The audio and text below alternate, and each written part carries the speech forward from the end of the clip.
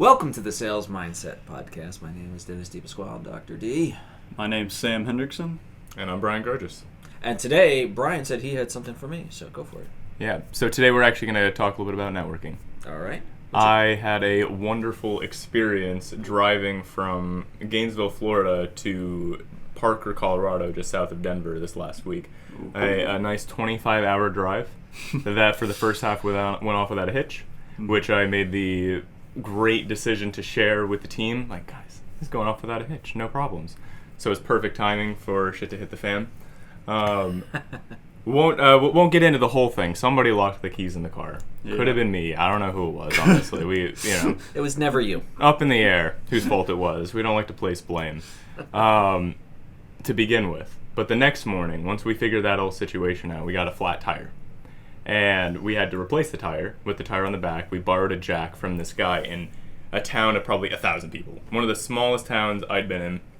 It was like 8 buildings. The building we went into was a conference space or like some sort of business hub. There's like a conference room and work offices, a full coffee bar and lunch shop, a kitchenware store, and a jeweler, all in one place, which was really interesting. I don't even know how that happens, but I guess you gotta bunk together in a town like this when there aren't too many options. We got the tire put back on. Somebody was nice enough to leave us a tire. It was the spare tire, not a donut, on the back of the car. And it had been there for probably almost 20 years, which we didn't really think about, really, because we put on the tire, like, all right, it's only 5 hours to where we got to go. And Ian was like, do you think it was one of the people I was driving with. Ian was like, oh, do you think that tire is safe? It's like, honestly, I don't know, probably not. But also, it's a short-ish drive. I just say you get a new tire on as soon as we get there, so you don't risk anything. They're all right, sounds good. 15 minutes down the road, I'm looking up on my phone, risk to driving on a old spare tire. Car starts rumbling, shaking back and forth. And he's like, what's going on? Pull over right now. And boom! The tire just it strips all of the tread down to the steel. We pull over in the middle of nowhere east, middle of nowhere west Kansas. And we call a mechanic in Quinter, Kansas, which is 5 miles up the road. Shout out to the 12 people who live in Quinter, Kansas. Half the size of the town before it. Very nice people. But we called up the guy at the shop. They closed at 6. It was 4:30. And I was like, hey, we're having some issues here. We just broke down on I-70 and we need to get towed in there. Do you have a tire of this size they'd be able to put on? If we got there, would you be able to do a last minute thing? And, in his mind, he's like, oh, you're the only thing I've done today. So absolutely, please get pulled in here. But he was like, oh, absolutely, no problem, man. Super nice guy. And I was like, yeah, we're trying to get on the phone with insurance right now to get towed in there. If you wouldn't mind, just bearing with us, give us a second. And insurance was giving us a hard time. So I called the guy back. And I said, hey, we're having a little bit of trouble. I'm afraid we're not going to get there by 6. Do you offer towing? And he said, no. Oh, he said, no, but you can call Santy over at 4B Towing. He's one of my boys. You give him a call and he'll probably help you out. And I called Santy at 4B Towing. He gave me his number. And he said, oh, yeah, I'm finishing up a tow right now. I'll head over there. I can be there in 35 minutes. And it was really fast for a tow truck. Yeah. And it took him a little long. It took him 45 minutes. But super nice guy, picked us up. We piled all 4 of us total, including him, into the cab of his truck. And we got towed the 5 miles into Quinter, Kansas. And while we're there, Santy gets off the truck and starts talking to the guy, Jacob and Clint, that run the shop. And while one of the other techs is just putting on the tire. And they talk for almost 30 minutes. They're just really good friends. They were hitting it off. And they clearly refer each other work all the time. Mm-hmm. And it might have been kind of nerdy to think about. I'm like, oh, man. That's honestly really clever. That's probably why, in a smaller town like this, where there probably isn't a lot of business, why both of them are still standing. Is they're friends with other people in the area where they can push each other business. Where the first thing I said is hey, I need a tow. It's oh, you can call Santy. Mm-hmm. Not call 4B Towing, not call this towing company. Here's the phone number. It's call my friend, Santy. And then Santy's oh, yeah, I love Jacob. I work with him all the time. He's a cool dude. He can definitely help you out. And he was speaking very positively of him, giving him good reviews, and he was. They were both super nice, gave us a really good deal on everything we needed to get done. It was still expensive because we got towed over 5 miles and got a tire put on last minute, but yeah. Walking away from that, I felt as though, well, it's very different than like a standard networking situation, because when we're talking about networking and sales, we're talking about more like external sales and going out and doing this. Both of them have just this passive pipeline that is probably a significant source of their business that's keeping them alive. And understanding the concept of networking versus I'm looking out for my own and I'm genuinely providing value to friends of mine and making those connections is what really makes the difference in that type of setting. That was something interesting that we were just kind of like exposed to. Mm-hmm. Well, there's that adage, you buy from friends, right? Mm-hmm. And you sell for friends too. Now, if you had a friend who was looking for a job, Mm-hmm. and you knew someone that was hiring, you'd probably say, hey, so-and-so is hiring, or so-and-so needs a job. You'd try and make that connection, right? Versus if you found someone that you didn't like was looking for a job. Hopefully you wouldn't be dancing on their grave and saying, you're jobless now. But you're not going to go out of your way, even if you think they're competent at what they happen to do. Jeb Blunt wrote a book, People Buy You. And he basically talked about the fact that people are buying not just the products or services, but the person you are. That's the root of where I started thinking about the three sales of, selling yourself, selling the company, selling the product and services. And if you can't sell yourself, you're not going to be able to sell anything else. And so what is your ability to be that friend? And so how are you making friends even? Are you expanding your sphere of influence? So my story related to this is that I was in St. Augustine this weekend. So it was my father's birthday, and I went to make sure he had a really good time. But I also needed to do a bit of a retreat. I don't do very well creatively here. If I'm going to write, I need to write in a foreign area. Mm-hmm. So I wanted to get started on actually the book, The Three Sales. So outside of that, I also just wanted to relax at a bar. So Salt Life, St. Augustine Beach, fantastic place. I go there and try to find a spot at the bar, plop next to this one guy. It was like shoving in a quarter. It wasn't very comfortable. And I was like, is anyone sitting here? It's like, no, do what you need to do. And so I did that. Someone left. I shifted over to where there was a little bit more elbow room. And I could see that he was having some banter with one of the servers. And I'm like, oh, this guy's just kind of chill. So I'm like, I figured I'd insert myself. You learn when you can and you can't. And so I just like, so how do you guys know each other? And he's like, oh, there's a story. And apparently they were going out on a date that evening. And so that's how that came to be. So there's a little awkwardness there, but they were pretty chill about it. But anyway, I found out that this guy is a business person. And by my estimations, probably worth several $1 million. And so, there's obviously a conversation when you're ever just meeting someone at the bar. Yeah. What do you do? What do you do? Now, we talked about a lot of things. We talked politics. We talked,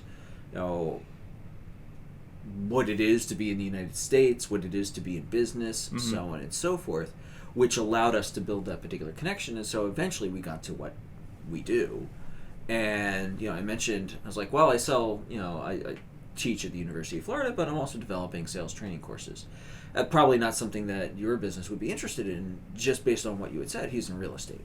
Okay. And he's like, actually, I don't know. No, real estate investment, not real estate, like, broker. Okay. So, yeah.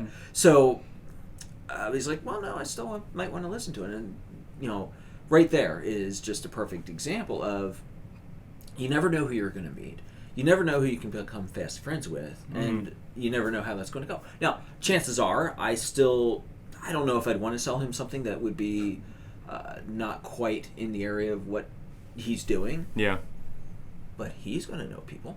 Sure. Especially in real estate. And whether he introduces me to them, say, hey, you should give this person a call, or someone comes up to him and says, I'm looking at developing a brokerage. Oh, do you do that? You're probably going to hire a lot of newbies. Give them the sales course. Get in touch with this guy. He'll let you know if it's right or wrong. Especially because one of the things I said to him is, I'm not going to sell you something if I think it's not right for you. Yeah. I think that builds a lot of trust as well. So this idea of networking and this idea of getting yourself out there, there has been, I can't even count how many times I've met people at the bars that I've been able to sell to. So airport bar is an easy one. Yeah. Almost always. In fact, I remember sitting next to a vice president of Samsung. Oh, wow. And at one point in time, it's sitting next to a guy that owned, I don't even remember what type of business. It was related to construction, but he owned a number of different areas, or a number of different businesses within that area. I was at a hotel when I was going to do some talking. And so I just decided to strike up a conversation with the somewhat inebriated woman next to me. And it turns out she was there on a site visit. Site visit at a hotel means that she's looking at it for a conference. And so there's an opportunity to leverage that. So all of this is to say, strike up conversations with people. Sure. You don't have to be extroverted the entire time, but don't be afraid to maybe turn around and say, so what are you talking about? It's how the world moves. Yeah. We're meant to be social with each other. Yeah, and I mean, those are the times where it's going to work the best.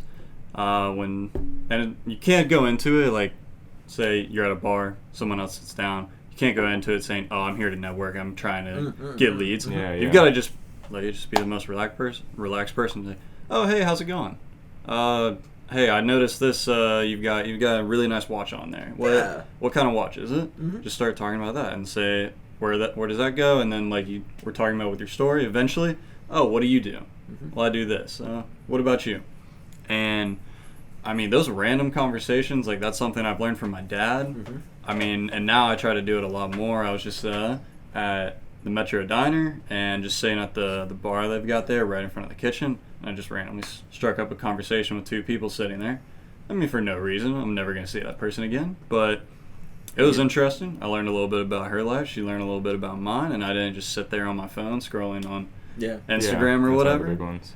And you also get better at talking to people and just starting up random conversations. Yeah. Mm-hmm. People really love that. Mm-hmm. And that's definitely, in my experience for networking, very short, recent, 2 years of networking. I mean, it's just very easy to start those conversations with people at bars. People are not, people don't have their guard up. If they're going to a business meeting, I don't have time to talk to you right now. Yeah. They're just relaxing. Oh, yeah, I can have a random conversation with this stranger. Yeah, I mean, you do have to read the room. If someone's rushing or if they've got "fuck you" and printed on their forehead, you probably don't want to do that. But even there's a movie Hitch where he talks to someone who literally he says, "I know you've got "fuck you" on your forehead," but he still manages to get her number and everything else. Uh-huh. And then he's creepy about it later. But that's just the way the movie ends up going. Sure. But that's how it is. If this is something that you're rough with, then the best thing to do is to just practice it. Go up to random people and have a conversation. Sit down and say, "What are you reading?" As long as if they're like a book and they turn away, okay, clearly you need to let that go. But if they're like, "Oh, I'm reading The Three Musketeers," and it's like, "Oh, what do you love about that book?" And get them talking about it. And people usually love to talk. No. Yeah. I think that what you said is huge about it just takes practice. Mm-hmm. I think the idea of networking and going to a bar talking to somebody for the exclusive start with the exclusive purpose of networking, it sounds kind of dirty or I'm not having real social interactions. And I would agree. And it's probably going to feel like that at first until you get to the point where almost you can build into your personality the trust that if I put myself out there enough and I socialize, I can enjoy socializing with people, and as an increased benefit, I also get to work on my business, stuff that I enjoy doing. And I think that it's kind of taboo to sometimes be so jolly about your job and what you do and how you work and whatnot, where people are like, "Oh, all you talk about is work." But if you sit down at a bar, and you're right, one of the number one questions that comes up is, "What do you do?"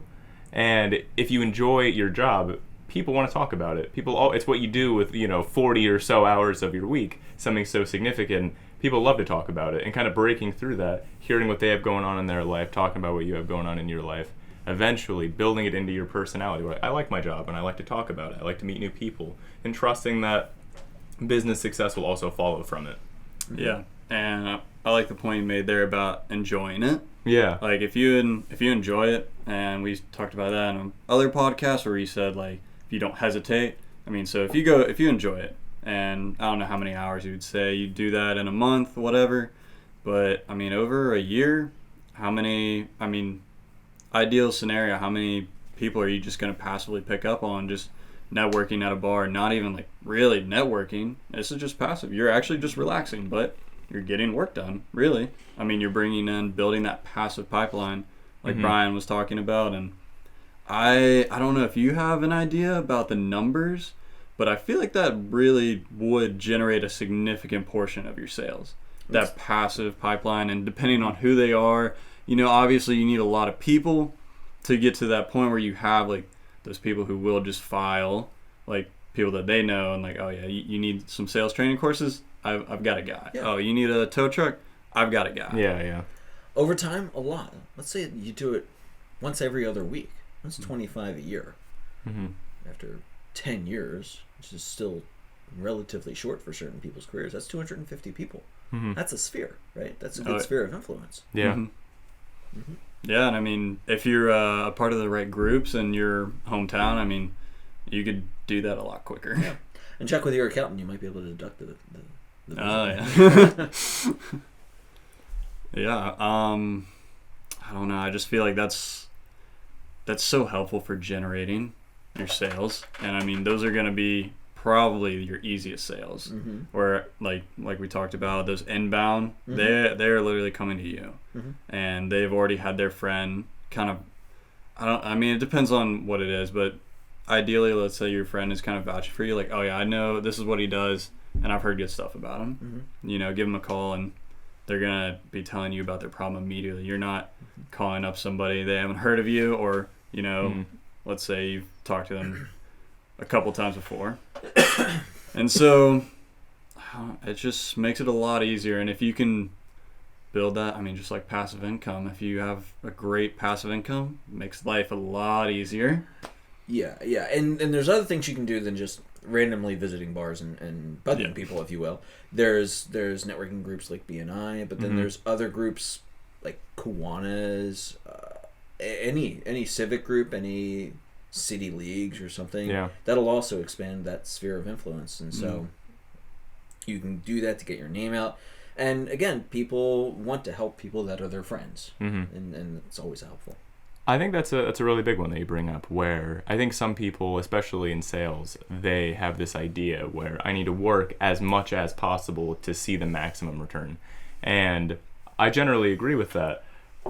But most people would also say you need some time to yourself to wind down. And I think that it might be perceived that certain social groups or clubs that you do beyond, if you're not in school, just like as an adult, like, oh, I'm a part of a golf club or a bowling league, is just a waste of time. But it's find something that you enjoy doing, where you're interacting with people that have similar interests and shared interests. And that is an added benefit, is you make friends that can help you as well in your career. As long as you're not doing it for that exclusive purpose. You're going out and finding things that marry both the concepts, something that you want to do, something you enjoy doing, and you also get an added benefit to overall enrich your life. Yeah. Excellent. Well, I think that was a great conversation about networking. Yeah. Well, looking forward to catching you guys on the next podcast. See you there.